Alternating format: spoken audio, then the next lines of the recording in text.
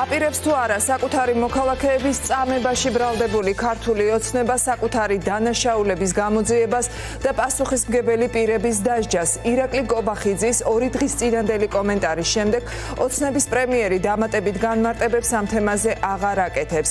შალვა პაპუაშვილმა კი დღეს ეუთოს მოსკოვის მექანიზმს სამართლებრივ ჩარჩოს გაცდენილი დოკუმენტი უწოდა, რომლის მიზანი საინფორმაციო ხმაურის შექმნა. კიდევ რას ამბობენ ოცნების წევრები, რა გზას ირჩევს რეჟიმი, ეუთოს მოსკოვის მექანიზმის ფარგლებში მომზადებული რეკომენდაციების გათვალისწინება თუ პასუხისმგებლობა საერთაშორისო სასამართლოების წინაშე. ნატალი ჯახუტაშვილი განაგრძობს თემას, რომელმაც შეკითხვები დაუსვა შინაგან საქმეთა მინისტრის მოადგილესაც, მათ შორის მის პირად პასუხისმგებლობაზეც. ნატალი, რა პასუხი აქვთ ოცნებაში შენ შეკითხვებზე? დადგება თუ არა მათ შორის პერსონალურად ალექსანდრე დარახველიძის სამართლებრივი პასუხისმგებლობის საკითხი ჰააგის ტრიბუნალზე იმ შემთხვევაში, თუ საერთაშორისო სასამართლო მიიღებს გადაწყვეტილებას და დაიწყებს გამოძიებას ქართული ოცნების დანაშაულებზე. ჩვენ ამ კითხვით სულ ცოტა ხნის წინ მივმართეთ ოცნების პარლამენტში მყოფ გეკა გელაძის მოადგილეს, რომელიც ნოემბერ-დეკემბერში აქციების სასტიკი დარბევის დროსაც იკავებდა შინაგან საქმეთა მინისტრის მოადგილის პოზიციას, თუმცა ამ თემაზე პასუხისგაცემა გაუჭირდა ალექსანდრე დარახველიძეს. დღეს მედიასთან საკმაოდ დაბნეული ჩანდა ოცნების შინაგან საქმეთა მინისტრის მოადგილე. მას ჰქონდა მხოლოდ შაბლონური პასუხები. ამტკიცებდა, რომ უფლებამოსილებისთვის არავის არ გადაუმეტებია ეს იმ ფონზე, როდესაც არსებობს არაერთი კადრი, როგორ უსწორდებიან სასტიკად მოქალაქეებს ძალოვანი უწყების თანამშრომლები და მათ შორის მოსკოვის მექანიზმის ფარგლებში გამოქვეყნებულ დასკვნაშიც პირდაპირ წერია, რომ ზოგიერთი ქმედება უტოლდებოდა არაადამიანურ მოპყრობას და წამებასაც კი, თუმცა ალექსანდრე დარახველიძე ამ ფაქტებს უგულებელ ყოფს. ასევე ჩვენ ვკითხეთ, რატომ არ არის არც ერთი მოძალადე ამ დრომდე პასუხისგებაში მიცემული, რაზეც ალექსანდრე დარახველიძემ გადაგვა მისამართა პროკურატურასთან და ასევე კითხვა დავუსვით იმასთან დაკავშირებით, თუ აპირებს ბიძინა ივანიშვილის რეჟიმი თანამშრომლობას შესაბამის საერთაშორისო ორგანიზაციებთან ქიმიური იარაღის შესაძლო გამოყენების ფაქტზე დემონსტრანტების წინააღმდეგ, თუმცა ამ კითხვაზეც პასუხი ვერ მივიღეთ. ელოდებით თუ არა, რომ ჰააგის ტრიბუნალზე დადგება თქვენი პირადი პასუხისმგებლობის საკითხი, იმიტომ რომ იმ სასტიკი დარბევების დროს თქვენ შინაგან საქმეთა მინისტრის მოადგილე იყავით, ახლაც იგივე პოსტს ინარჩუნებთ.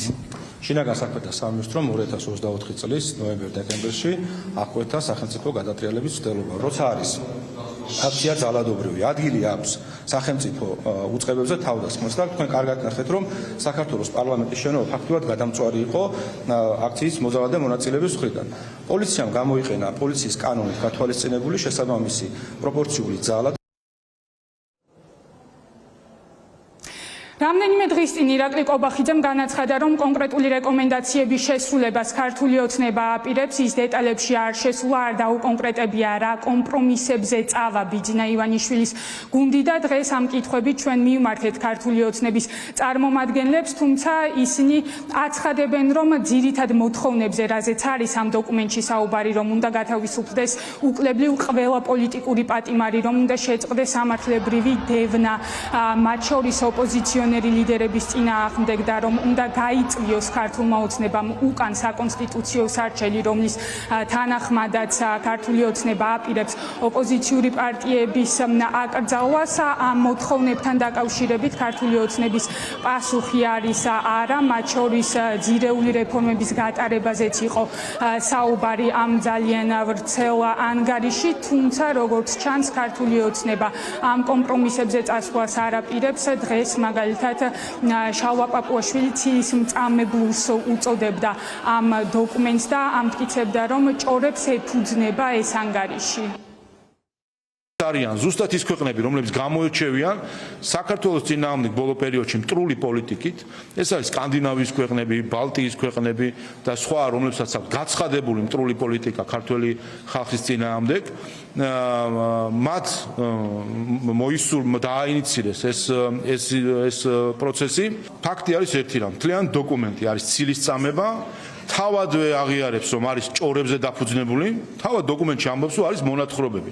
მაგალითად, აი წამება რომ ახსენეთ, არის რომ ერთ-ერთმა პირმა გითხრა, რომ პოლიცია როცა დამიჭირეს, პოლიციაში მივიყვანეს, გამოშვეს და იატაკზე ვიწექი. ეხლა გადაამოწმე, აბა ეხლა. სადაც კი საქართველოს დაუპირისპირდნენ მათ შორის ზოგიერთი ევროპელი ძალები საერთაშორისო სასამართლოში ყველგან დამარცხდნენ. ყველგან განურჩევლად. საერთაშორისო სასამართლოში თუ ვინმეს უნდა წასვლა, ვინმეს თუ ფიქრობს ასეთ რაღაცეებზე, იცოდეს რომ დამარცხდება ყველგან. გაქვთ თუ არა მოლოდინი, რომ ჰააგის ტრიბუნალზე ქართული ოცნების კონკრეტული მაღალჩინოსნების პასუხისმგებლობის საკითხი დადგება? ჩვენ ნებისმიერ დროს, ნებისმიერ ადგილას, ნებისმიერ სასამართლოში პირიქით ეს არის ჩვენი ქვეყნის ინტერესები და შიდა ჩვენს ინტერესებში, რომ კიდევ ერთხელ დავამარცხოთ ამ ქვეყნის ავის მოსურნე ნებისმიერ სასამართლო პროცესის, საერთაშორისო სასამართლო პროცესის მიმდინარეობაზე. ნანახი ის კადრები, სადაც სასტიკად უსწორდებოდნენ ძალოვანი უწყების წარმომადგენლები აქციის მონაწილეებს. ქალბატონ ნატაშკა, შევთავაზეთ ერთ პარტიას შეიძლება დაგავიწყდეთ საქართველოს პარლამენტში დიდი ხანი არ ყოფილიყავთ, მაგრამ მარტივი ჭეშმარიტება, როდესაც თქვენს ამ კითხვას მე არ გეჭრებით, მე როდესაც ვცემ შესაბამის კითხვაზე პასუხს, თქვენ არ მეჭრებით. ჩვენ გინდათ რომ მონოლოგის რეჟიმში galaparagot ბატონო არჩილ. მე კონკრეტული კითხვა დაგისვით და კონკრეტულ პასუხს ვიღებ. დებატებში ვართ ერთმანეთთან. პარლამენტის თავმჯდომარეობის განმარტა აქციისედაც თავისთავად გამომდინარეობს, რომ ჩვენ ამას გავაკეთებთ, რა თქმა უნდა, იმას გავითვალისწინებთ. აი მაგალითად დაასახელა და თქვა, რომ დამკვირვებლებად მოწვეული იყოს ეუთო ორდერის მისია. ჰააგის ტრიბუნალისთვის ემზადებით? მოკლედ ქართულ ოცნებას ახალი მესიჯ ბოქსი აქვს შემუშავებული. ბიძინა ივანიშვილის გუნდის წევრები ახლა ამტკიცებენ, რომ იმ შემთხვევაში თუ საერთაშორისო სასამართლოები დაიწყებენ გამოძიებას საქართველოში არსებულ ვითარებაზე და კონკრეტულ ფაქტებზე, ამტკიცებენ, რომ ქართული ოცნება ამ საქმეებს მოიგებს ეს მაშინ, როდესაც იმ ყოვლის მომცველ ანგარიშში, რომელიც გამოქვეყნდა სულ რამდენიმე დღის წინ, კონკრეტულ ფაქტებზე არის საუბარი, როგორ ილახება მოქალაქეების ფუნდამენტური უფლებები და იქ პირდაპირ წერია, რომ ზოგიერთი ქმედება უტოლდება წამებასაც კი და ამ დრომდე არც ერთი მოძალადე პასუხისგებაში არ არის მიცემული.